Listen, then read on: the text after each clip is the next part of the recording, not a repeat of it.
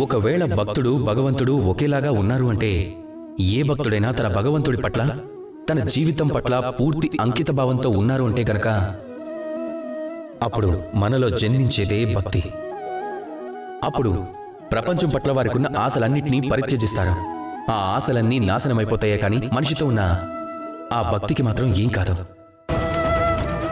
ఒకవేళ భక్తుడు భగవంతుడు ఒకేలా మారగలిగినప్పుడు, అలానే మారినప్పుడు రథికి సారథికి మధ్య ఎలాంటి తేడాలు ఉండవు. వారు కూడా ఒక్కటైపోతారు. ఒక్కటే వ్యక్తిత్వం, ఒక్కటే అస్తిత్వం. అందుకే ఒక్కోసారి రథి ఆదేశించకుండానే సారథి రథాన్ని నడిపిస్తాడు. ఒక్కోసారి సారథితో సంప్రదించకుండానే రథి దాడికి పాల్పడతాడు. ఇది కేవలం ఒక లక్షణం మాత్రమే. ధర్మస్థాపనలో నాతో పాటుగా సారథికి ఉండాల్సిన మరో లక్షణం ఇది, అతను సారథిగా మారడానికి. మీరందరూ కూడా నాతో కలిసి ప్రేమగా పలకండి, రాధాకృష్ణ.